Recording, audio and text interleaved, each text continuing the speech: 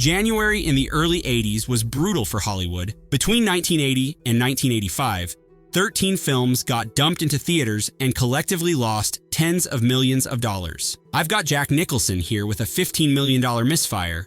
I've got a $70,000 slasher that actually beat Friday the 13th to theaters. And there's one film that grossed $108,000 total, which was also its opening weekend, because it got pulled after exactly 1 week. Which January disaster lost the most? And which one accidentally launched a future superstar? Let's find out. So Slayground holds a record nobody wants. This British thriller's entire theatrical gross equals its opening weekend, $108,000. That's it. The studio pulled it after 7 days and never looked back. Director Terry Bedford had been a lighting cameraman on Monty Python and the Holy Grail. EMI Films gave him a shot at directing this adaptation of a Donald Westlake novel, the same source material that gave us Lee Marvin in Point Blank. You'd think that pedigree would mean something. It didn't. Here's what happened. EMI was going through a leadership transition.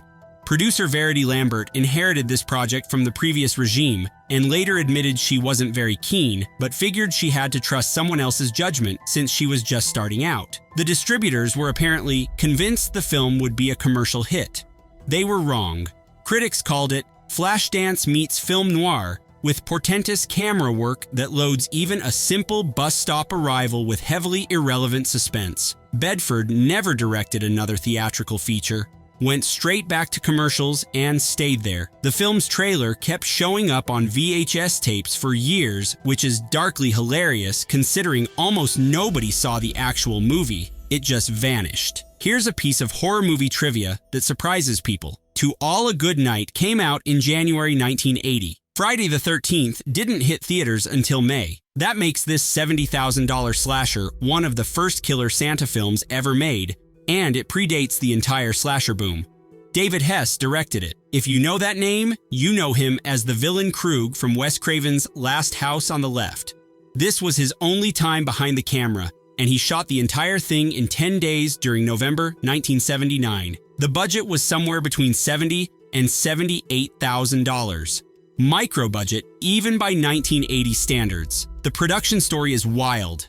Hess later revealed they filmed in a mansion owned by what he called a drug lord who kept it as a hideaway in Santa Barbara. The cast and crew actually lived in the house while shooting. Jennifer Runyon made her professional debut here. She'd later show up in that famous Ghostbusters scene where Bill Murray pretends to test ESP on a college student. The special effects guy, Mark Shostrom, was working his very first film credit. He went on to become a legend doing Evil Dead 2. No verified box office numbers exist because the theatrical release was basically non-existent. It found its audience on VHS in 1983. Horror completists track it down now for historical significance, but back then it was just another cheap slasher that nobody saw. Before Rob Cohen directed The Fast and the Furious and turned Vin Diesel into an action star, he made Scandalous. He called it the film where my career will be determined. He was almost right. It nearly ended his career entirely. The budget was reportedly $5 million.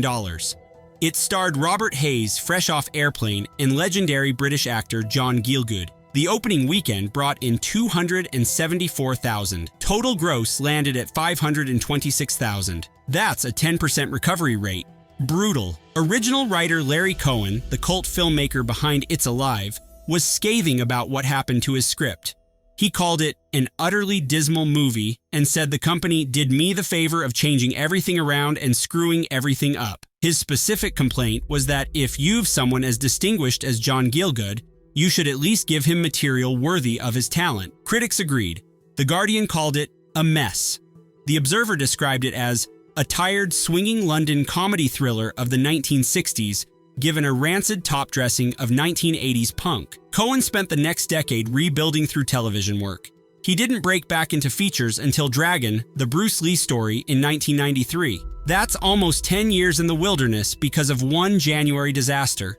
Sean S. Cunningham had one of the most successful horror films ever made. Friday the 13th cost $700,000 and grossed $60 million. So when he made The New Kids with a $6 million budget, expectations were reasonable. The film ran in theaters for exactly 1 week. Total gross, $199,000.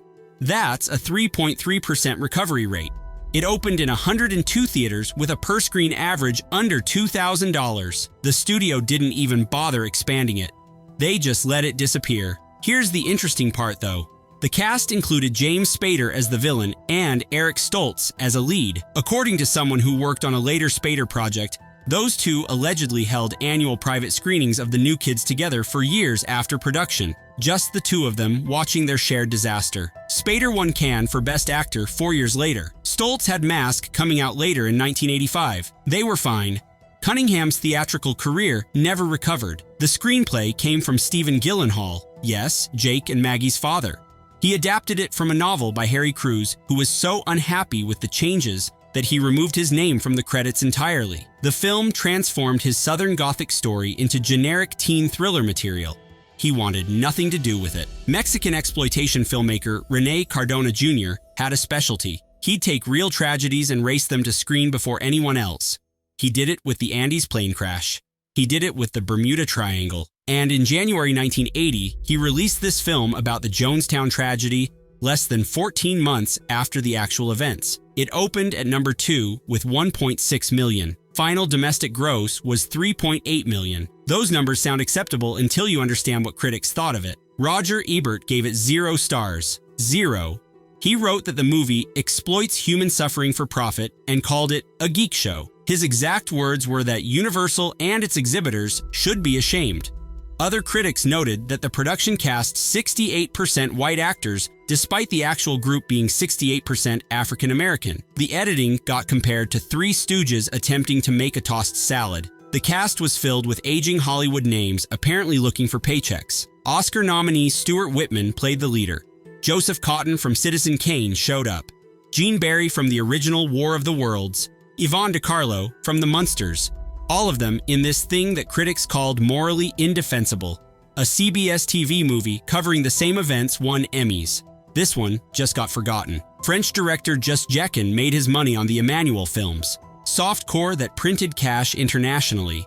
He reportedly invested those profits into the Perils of Gwendoline in the Land of the Yik Yak, a Raiders of the Lost Ark knockoff based on a bondage comic strip. The budget was around $6 million. The American release got cut by 18 minutes. Domestic gross landed at 1.3 million. That's actually a 22% recovery rate, making it technically the least unsuccessful flop on this list. Still a disaster, but a smaller one. The production has some genuinely interesting details. Françoise Deleu became the first woman production designer in French cinema history through this film. Jekin revealed that the entire elaborate temple finale was shot on a single stage with walls that could roll away and be rearranged for each new scene. Tawny Kitaen starred before she became a music video icon through Whitesnake. The film developed a cult following for mixing camp adventure with adult content, but that audience found it on home video, not in theaters. Jekin never made another theatrical feature. He retired to photography and sculpture. Severin Films eventually released a restored version after finding the original negative in a Paris vault. For most people, though, this one just evaporated in January 1985. Gordon Willis was called the Prince of Darkness. He shot the Godfather trilogy. He shot Annie Hall. He shot All the President's Men. The man was arguably the greatest cinematographer of his generation. In 1980, he directed exactly one film. Windows earned 5 Razzie nominations at the very first Golden Raspberry Awards and sparked major protests. Opening weekend was 311,000. Total gross was 2.1 million. Critics were harsh, but the real story was the backlash from advocacy groups who organized protests against the film's portrayal of certain characters. Willis later admitted the film had been a mistake. He told interviewers he didn't like directing because he didn't want them calling at 2 in the morning saying, "I don't know who I am." He never directed again. The film disappeared from theaters within weeks and stayed largely unavailable for decades. A 2020 academic seminar at the University of Southampton examined why it vanished from cultural memory so completely. Talia Shire starred, coming off Rocky and The Godfather. This was her 3rd consecutive high-profile disappointment after Old Boyfriends and Prophecy. Her run as a major studio leading lady essentially ended here. Willis went back to cinematography where he belonged. Sometimes the best artists should stay in their lane. Sidney Lumet directed this romantic comedy that turned out to be several people's final significant work. Ali MacGraw's last leading role in theatrical film. Myrna Loy's final theatrical feature, ending a career that stretched back to silent films and the Thin Man series. Peter Weller showed up early in his career before RoboCop made him famous. Opening weekend in 49 theaters brought in $197,000. Total gross landed around $2 million. For a major studio Lumet production, that's a quiet failure. Mike Nichols was originally attached to direct back in 1975 before Lumet took over in 1978. Alan King, primarily known as a comedian, played his first starring film role.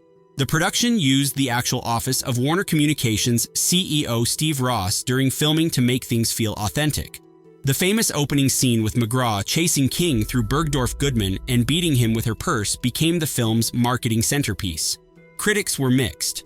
Frank Rich at times said the movie loses its assurance and sense of purpose after the first 20 minutes. Ebert was kinder, praising King's performance as surprisingly good. The film won a Foreign Screenplay Award in Italy. Retrospective takes have called it an underrated gem. But in January 1980, it was just another movie that audiences didn't show up for. Warner Brothers issued a one-word marketing strategy for this Beat Generation drama, punt. That's it. That's what the internal memo said. They gave up before the film even opened.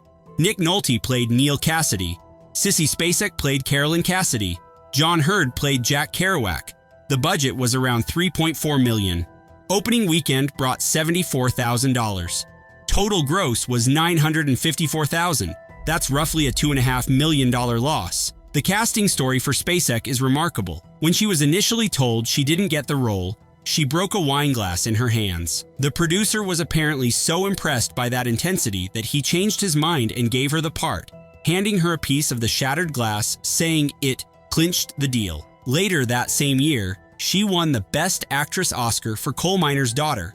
Sometimes, January bombs don't actually hurt careers. Writer-director John Byram spent 7 months on the screenplay after interviewing Beat figures Allen Ginsberg and Lawrence Ferlinghetti. Ginsberg wouldn't let them use his name, so the character got renamed. William S. Burroughs visited the set and wrote about it for Rolling Stone. He said that sitting with Nolte, he felt Neil sitting there in his cheap 1950s suit. The film had credibility, it just didn't have an audience. Quentin Tarantino saw Fandango 5 times during its 1-week Los Angeles theatrical run. He later called it one of the best directorial debuts in the history of cinema. The film grossed $91,000 total. Budget was $7 million. That's a 1.3% recovery rate. Steven Spielberg funded the expansion of director Kevin Reynolds' USC student film through Amblin Entertainment. Then Spielberg saw the finished product and removed his name from the credits. Warner Brothers delayed release because the unknown cast made the movie unreleasable.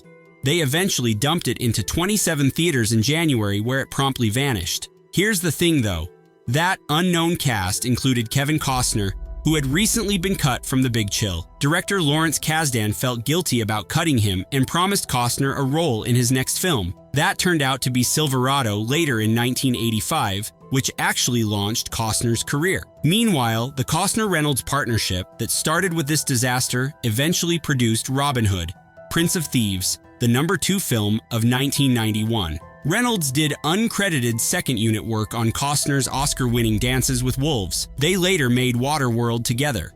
Tarantino was emphatic about what he saw in Reynolds. He said in 1994 that Kevin Reynolds is going to be the Stanley Kubrick of his decade. That prediction didn't quite land, but he was right about Costner. The performance in Fandango showed something. It just took everyone else 5 more years to notice. This MGM compilation documentary marked the end of an era. Executive producer Gene Kelly's last major film project. Ray Bolger's final screen appearance before passing in 1987. It opened in 906 theaters, the widest release of any film on this list. Total gross was $4.2 million. The problem was timing. Beverly Hills Cop sat at #1 for 13 consecutive weeks. Nobody was going to see a dance compilation when Eddie Murphy was dominating every theater in America. Unlike the earlier That's Entertainment films, this production expanded beyond MGM to include clips from RKO, Warner Brothers, Fox, Universal, and United Artists. It featured footage that had never been publicly shown before. Ray Bolger's complete dance routine cut from The Wizard of Oz, a Gene Kelly sequence removed from Invitation to the Dance. These were genuinely valuable archival materials. Critics were respectful, but unenthusiastic. Ebert gave it 2 out of 4 stars, praising the clips while criticizing the anthology format. Reviews noted significant omissions. No complete singin' in the rain sequence. No Make 'em Laugh from Donald O'Connor. No ceiling dance from Royal Wedding. Director Jack Haley Jr. had a personal connection. His father played the Tin Man alongside host Ray Bolger in Oz. The nostalgia was real. The audience just wasn't there. Universal explicitly admitted they'd lost faith in this Steve Martin comedy. They originally scheduled it for December 1983, then February 1984, before finally dumping it in late January. The favorable holiday slot went to DC Cab because Mr. T was hot from the A-Team. Universal acknowledged that The Lonely Guy required further work and was slow in coming together. Opening weekend in 717 theaters brought $2 million. Total gross was $5.7 million. For a Steve Martin vehicle with a Neil Simon adaptation credit, that's a significant underperformance. Roger Ebert gave it 1.5 stars with a brutal assessment. He called it the kind of movie that seems to have been made to play in empty theaters on overcast January afternoons. Variety said it was Steve Martin's most naturalistic and least funny film comedy to date. Director Arthur Hiller estimated that 30% of scenes between Martin and Charles Grodin were improvised. The improvisation didn't save it. Martin was in a rough stretch. Universal noted concern because he had not had a significant hit since The Jerk back in 1979. He'd rebound later in 1984 with All of Me. But in January, he was just another comedian whose movie got dumped in the wasteland.